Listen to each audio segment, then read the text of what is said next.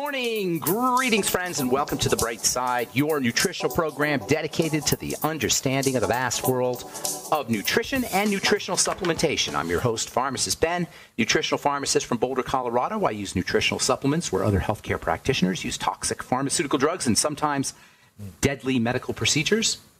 If you suspect that there are natural nutritional roads to your health and vitality and well-being, and to addressing your health challenges, whatever they may be, but you don't know where to begin, you have come to the right place.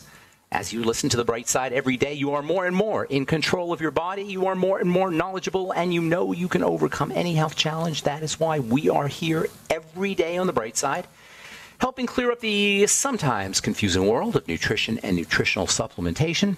Over the last 31 years of practicing pharmacy, I have seen drug-free recoveries from diabetes, hypertension, obesity, skin diseases like acne, psoriasis, eczema, rosacea, digestive ailments, autoimmune issues of all kinds, recoveries that by the standards of modern medicine can only be called a miracle.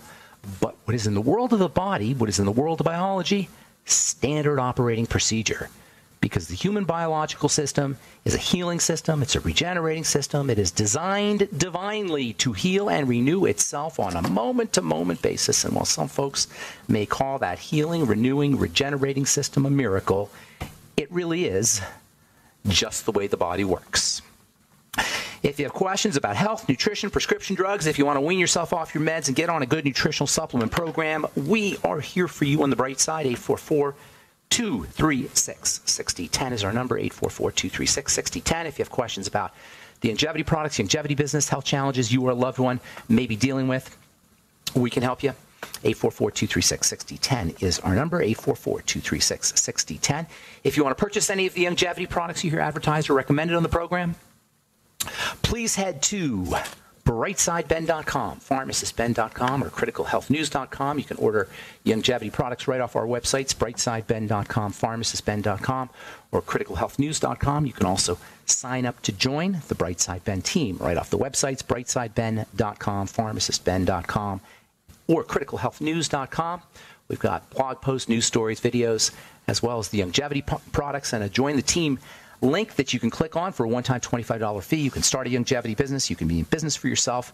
You can help change the world at the fundamental level, the most fundamental level, which is the level of good health. Nothing else matters, folks. If you're not healthy, nothing else matters. Ask anyone who's got an autoimmune disease or, God forbid, cancer or heart disease.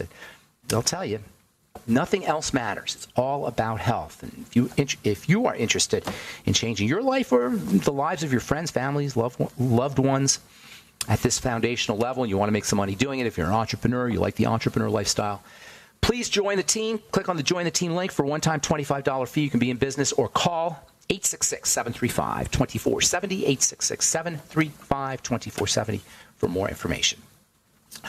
Okay, welcome back to The Bright Side.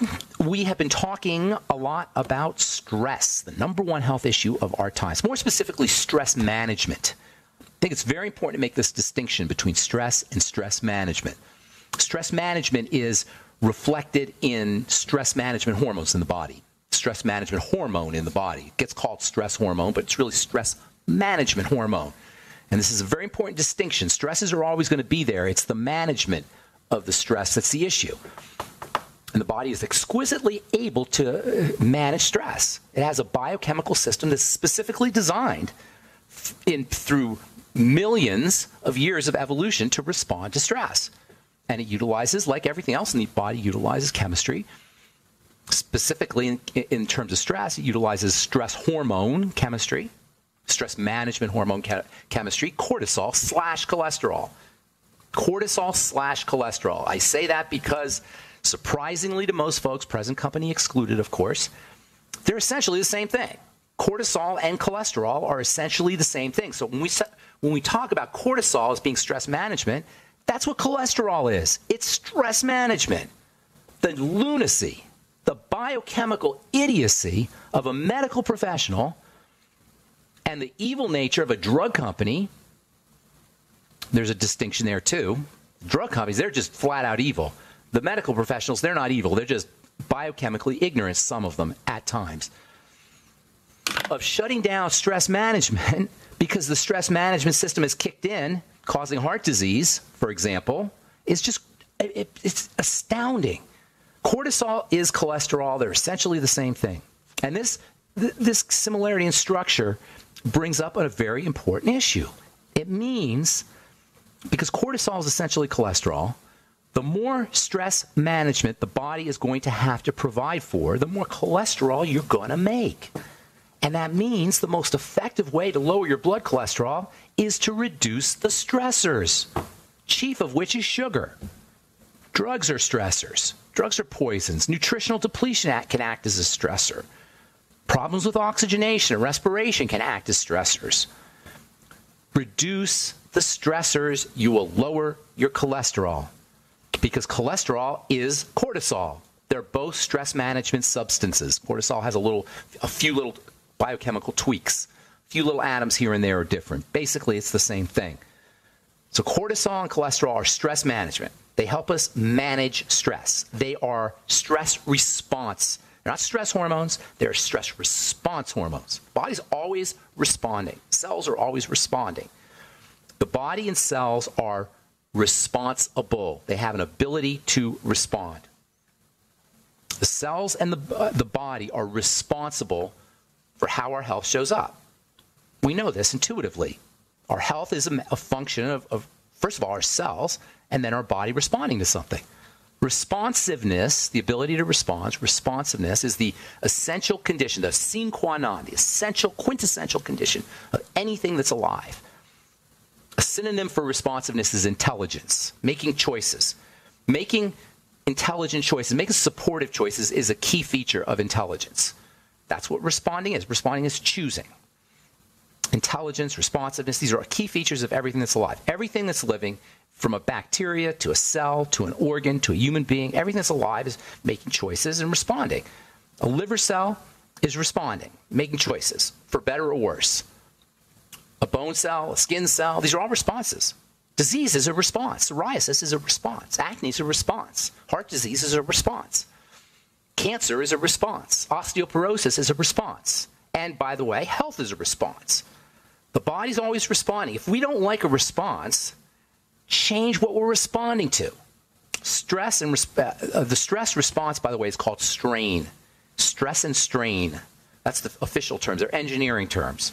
And they were borrowed in the 1920s. They were borrowed from engineers. Stress is like the force that's put on a bridge from the wind, and the strain is how much the bridge moves. Stress on a railroad track is the amount of pressure that's put on the track as the train goes by, and the amount that the movement in response to the stress is called strain. And these ideas of stress and strain, which are engineering ideas, were borrowed by biochemists. Actually, one particular biochemist named Hans Selye, S-E-L-Y-E, Hans Selye, came up with something he called the general adaptation response, which is what he described as the 3 stages of how the body responds when it's under duress. Stress and duress were really starting to become a big health issue at the turn of the 20th century. Basically, towards the end of the 19th century, as the Industrial Revolution was kicking in big time, and as our understanding of the mind started to take place, Sigmund Freud started to come up with his ideas in the late 19th century, how we began to start to understand things about the mind and about our psychology and about how our psychology affected our biology. Hormones, they started to study hormones. They discovered hormones right around that time. They started to synthesize hormones, particularly the steroid hormones. Various organs of the body, like the adrenal glands and the liver, were starting to become sites of research or targets of research. And this was all happening around 1920, between the 1880s and 1920s or so. Hans Selye, S-E-L-Y-E, wrote a book called The Stress of Life. You can still get it off Amazon. It's a classic book on stress. And he came out with what he called the general adaptation syndrome. The general adaptation syndrome is a 3-step process, which is, we'll talk about here in a second when we come back from our break, a 3-step process that the body goes through when it's under duress, when it's under stress. And Hans Selye said this stress and duress is the cause of all chronic diseases. And this is the 3rd point on the triangle of disease. He was 100% correct. All right, 844-236-6010 is our number. I'm Pharmacist Ben. You're listening to The Bright Side. We'll be back right after this.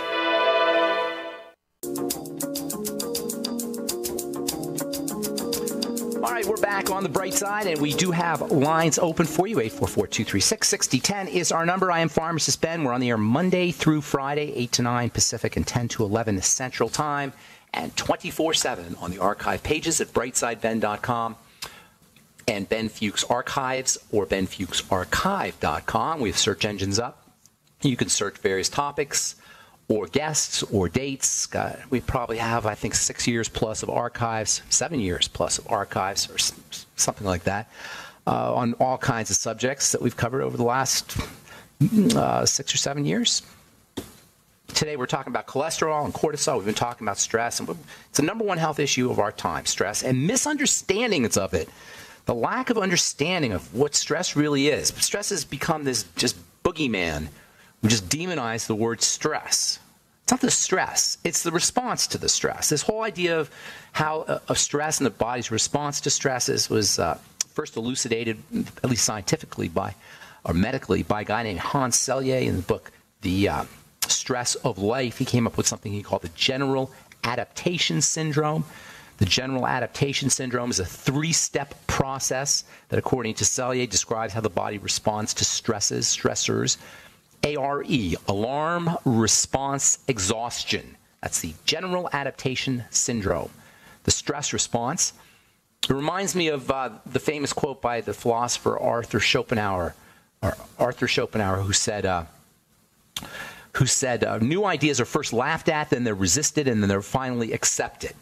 He said that to describe new ideas, and that's kind of like the body's response to stress. First there's alarm, then there's resistance, and then there's exhaustion, just giving up.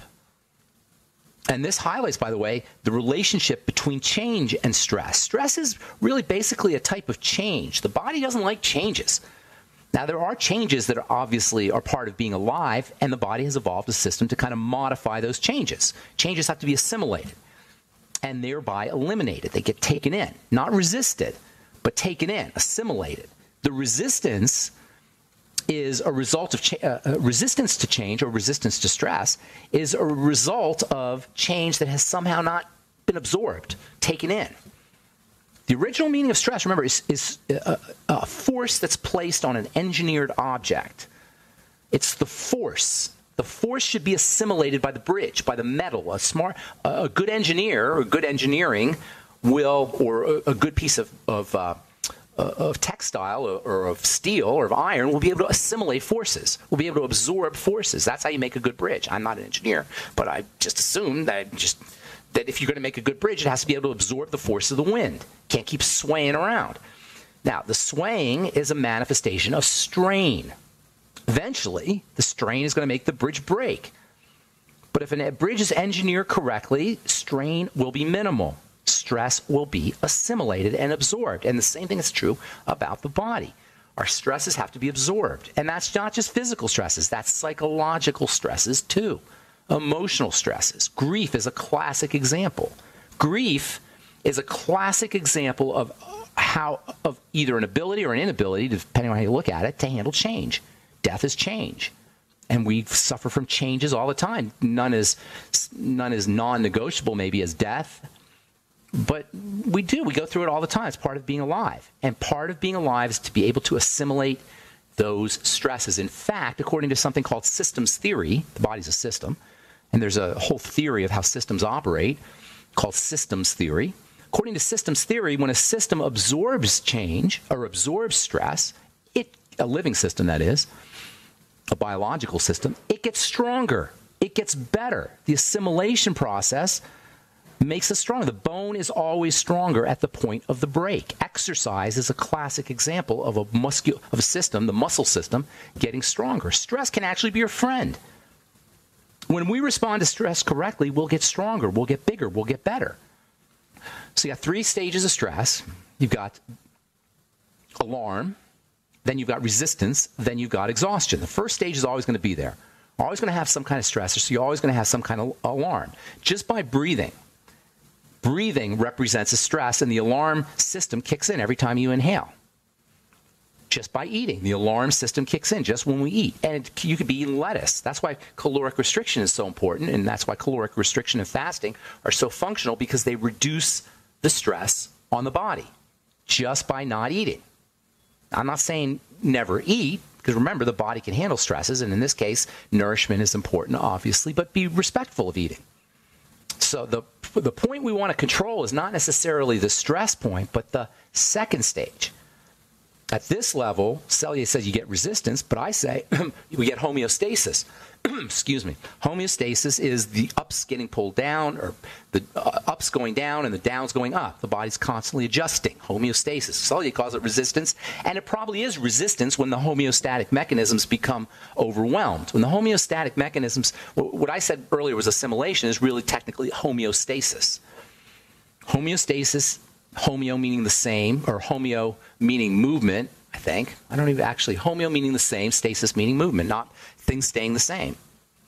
Things not moving. Homeostasis is the body's natural way of being. We're always homeostatic. That's responsiveness. Resistance, the second stage in the GAS, that's really where you run into a problem. You don't want to be resisting change. You want to be assimilating it, homeostatically manipulating it. We only resist when we're no longer able to handle a problem homeostatically. Homeostasis requires energy. Homeostasis requires nutrition. This is where our problem is, at least physiologically. We don't have the energy to be able to assimilate the changes. And it starts with a poor nutrition.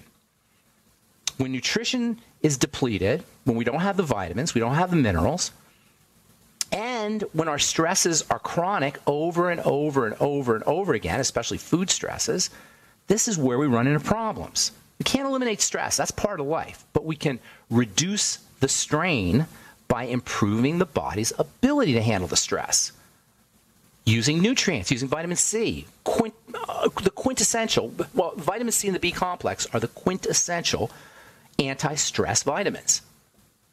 Reducing the sources of stress, the resource depleting agents. Sugar is a primary resource depleting agent that will keep us from being able to homeostatically handle stress. The more sugar we eat, ironically, we tend to eat sugar mentally when we're under stress, and that further depletes resources that help the body handle stress, which has us eating more sugar, which further depletes resources, which has us eating more sugar. Cigarettes, alcohol, drugs, how ironic is that? Drugs that are supposed to help us actually add stress to the body. They increase the amount of nutrient depletion. They cause more nutrient depletion. That's one of the biggest problems with medication that nobody talks about. Not a single peep was heard about this in pharmacy school. And your doctor probably doesn't know, never thought of this either, but common sense will tell you that you're depleting your nutrients when you take medication. Medication costs you nutrition. It costs you vitamins. It costs you vitamin C. It costs you essential fatty acids. It costs you the B complex. It costs you electrolytes. It costs you zinc. It costs you vitamin A. The drugs we take to get better, supposedly, or at least to stave off the symptoms, deplete our body of resources, causing more stress, causing more problems. And nobody talks about it, but it's common sense when you understand how the body works, at least. All right, 844-236-6010 is our number. I am Pharmacist Ben. You're listening to The Bright Side on the Genesis Communication Network. We'll be back right after this.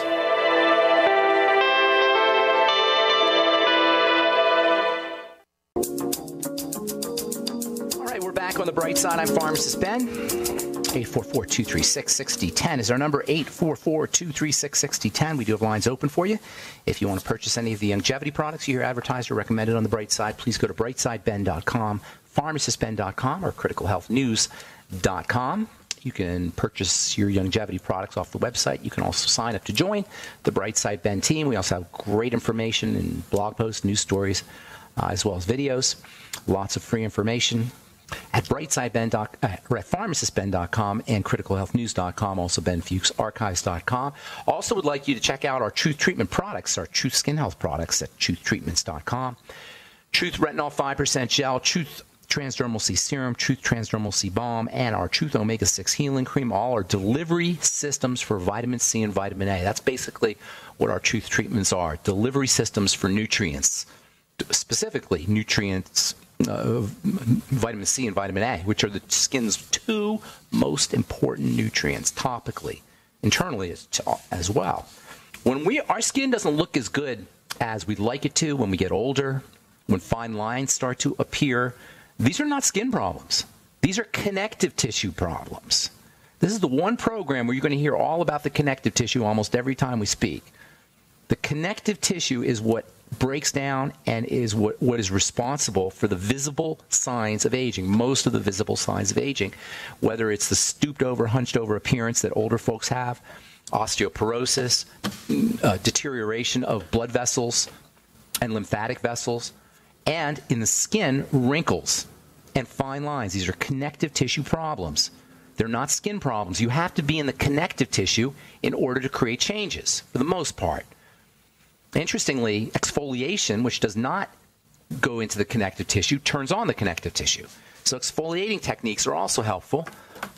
But if you're going to drive the production of connective tissue, that is collagen and elastin, the good stuff, as well as the mushy hyaluronic acid and spongy stuff, you've got to be turning on the cells that make the connective tissue, the fibroblasts, and that's vitamin C and vitamin A, folks.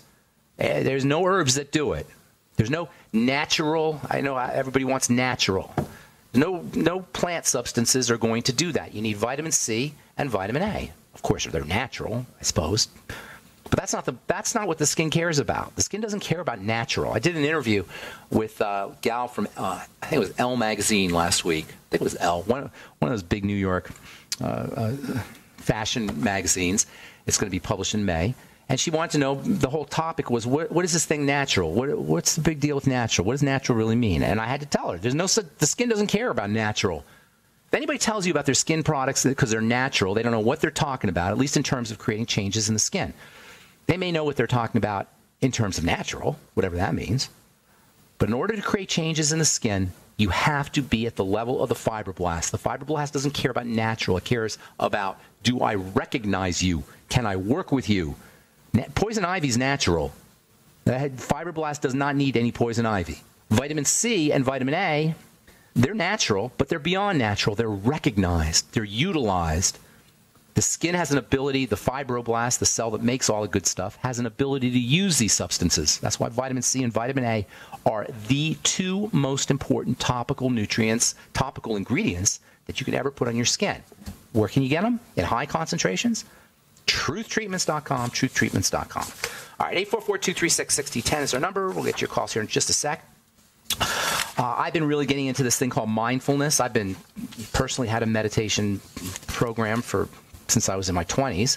Mindfulness isn't exactly meditation. It's paying attention. And mindfulness is a powerful cortisol-lowering strategy, anti-stress strategy.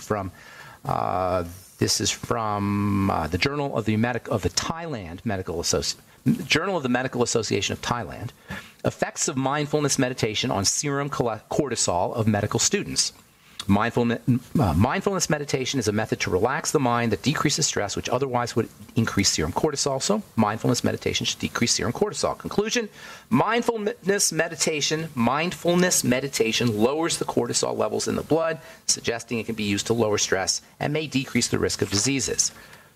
This another one here. This one is from Newsweek magazine, actually. Mindfulness therapy as effective as antidepressants, according to new study. Recent research into mindfulness, focusing on the present moment through meditation, has shown that the practice comes with myriad health benefits, from alleviating pain to post-traumatic stress disorder. Why don't our doctors tell us about this? Because we don't need a doctor to meditate. Meditation beats medication.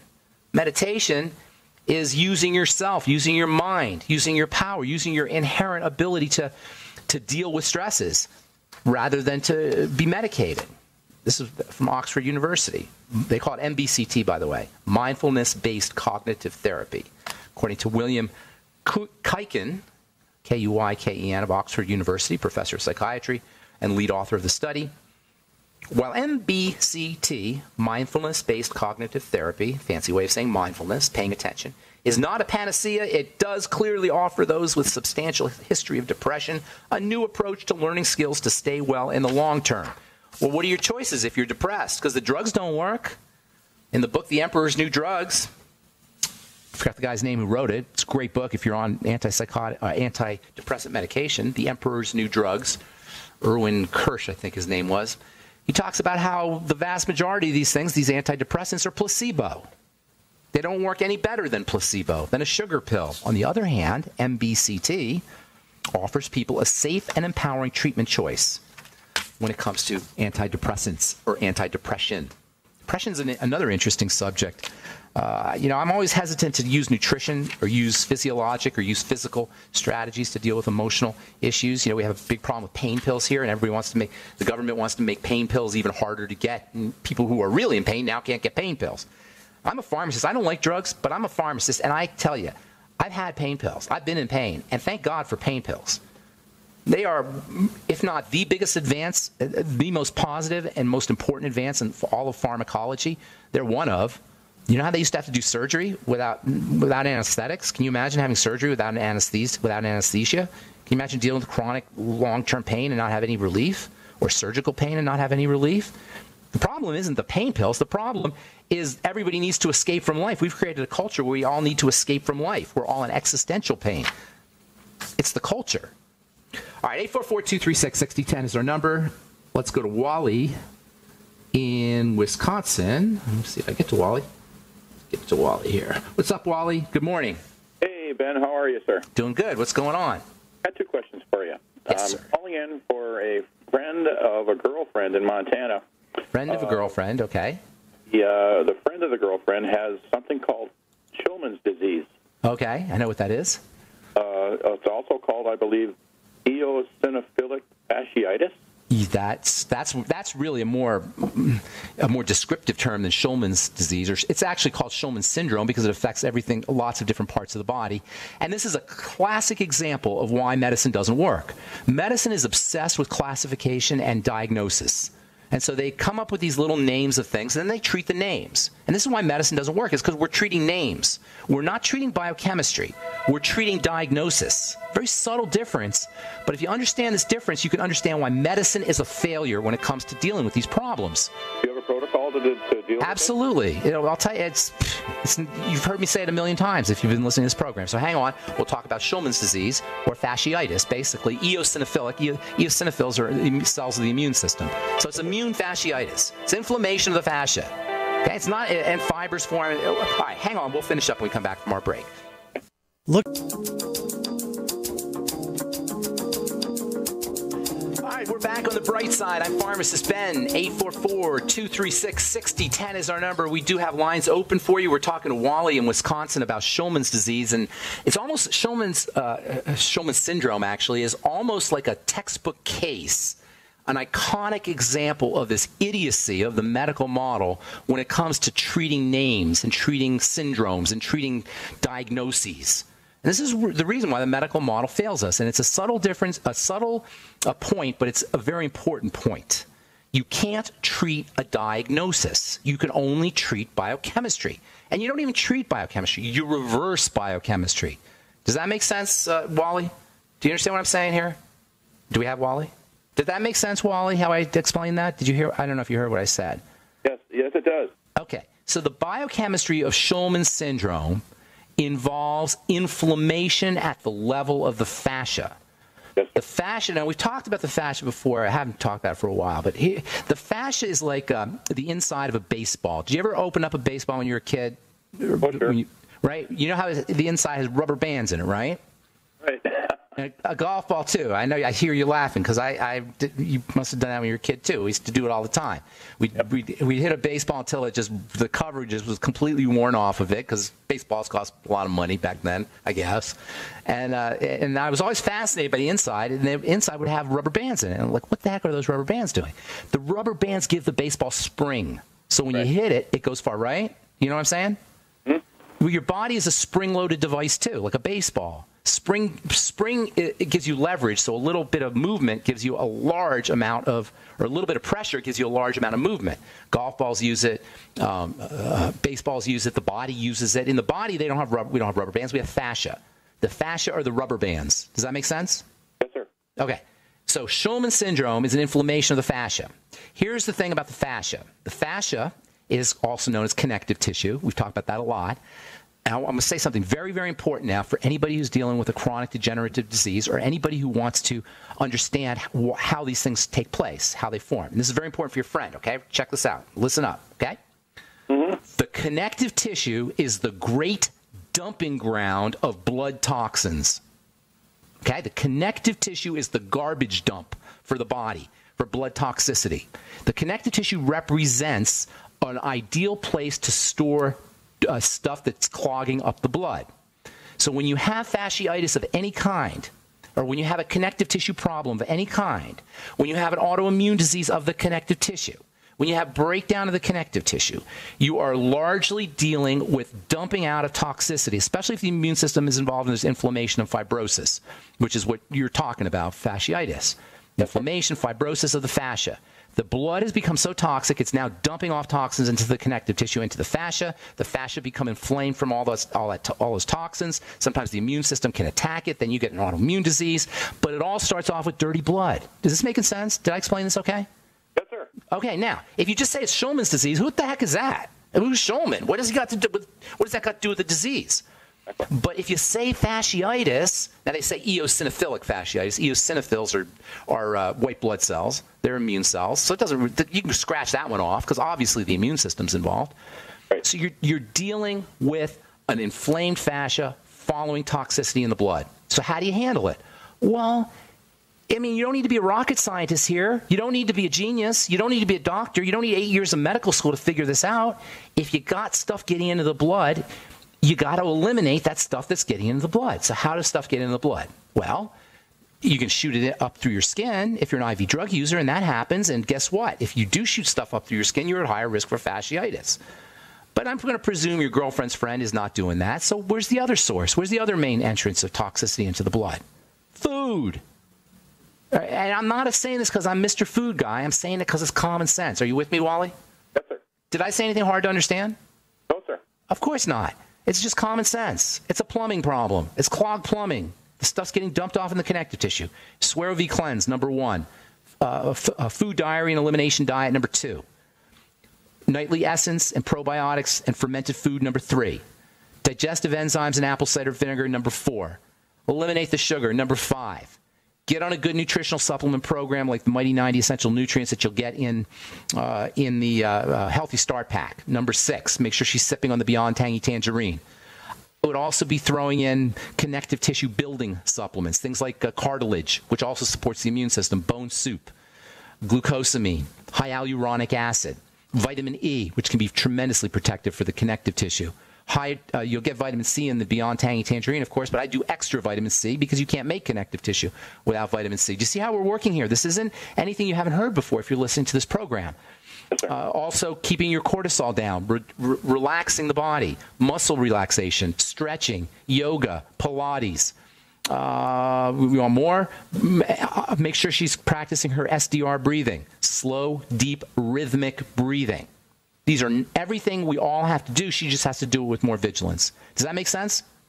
Do you think possibly that this could be caused by an infection? If so, do you think a dose of minocycline? No. I'll tell you why. 2 reasons. If it was an infection, she would have infectious symptoms. Okay. She would know.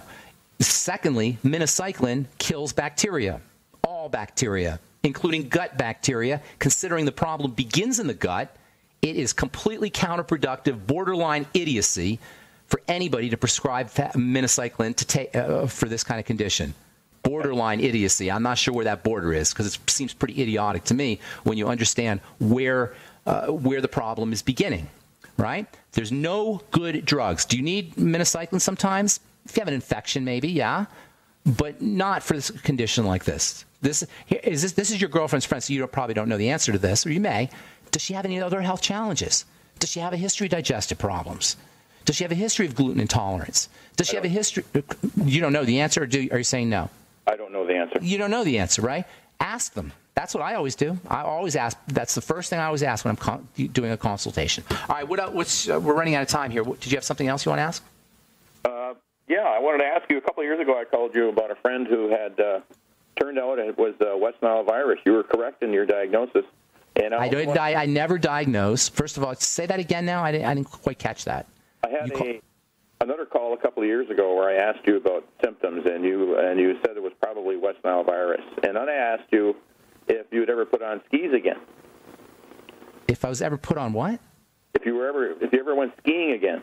Oh, Did I tell you about my skiing experience? I don't remember telling you that. I went skiing one time. I had a girlfriend who lived in Aspen. She grew up in Aspen. And she was a big-time skier, and she got me on the mountain, man. And I looked down that thing, and there was no way. I had a history of bad knees and knee surgeries and stuff. There's no way I was getting on those skis or I was going down that mountain. So I ended up humiliatingly having to take the little toboggan down. And no, I never went skiing again. I never plan on it. Oh, I'm sorry. Thank you very much. Oh, thank you very much for taking All right. I appreciate you calling, Wally. I don't remember telling you that story with it. Yeah, no, that never seemed like much fun to me. Although I have to say the Winter Olympics, those guys, the skiers in the Winter Olympics, they're amazing. All right. That's it for today, I guess. Nobody else is on the call. I hope I'm not being self-righteous here. I don't mean to be self-righteous, but it's so important that we understand how the body works when it's breaking down, how the body works, and how the body works when it breaks down. Because the doctors aren't helping us. The medical model's not helping us. We've created a culture of sickness and a culture of disease, and we're expecting the medical model to make a difference, and they can't do it. Because underneath it all, it's not about the names of our diseases. It's about the biochemistry of our diseases. It's about the symptoms. And we don't need to have a doctor to address these basic biochemical symptomology because it is all coming from the same place. It's coming from the foods we're eating. It's coming from the nutrition we're not getting. And it's coming from our inability or a lack of resources to handle the duresses, the ups and downs of life. None of this is medical. None of it. And I'm going to go to my grave saying this. We don't need the medical model to be healthy, with the exception, of course, of mechanical trauma, that kind of thing. That's where the medical model excels. But when it comes to chronic, long-term degenerative diseases, it is about the choices we're making in our life. And it starts with food, continues into nutritional supplementation, and then it finishes up with stress management. Food, nutritional supplementation, stress management. And when I say food, I'm talking about sugar as well. It's a triangle of disease, you guys. It's not difficult. It's something that we can all do for ourselves. It's something we should all do for ourselves. Remember, the human body is set up to live to 120 to 130 years. We're genetically capable of that. And we see it all the time. It doesn't happen frequently, but it happens all the time. People live to 120, 130, 140, 150 because that's what we're genetically capable of.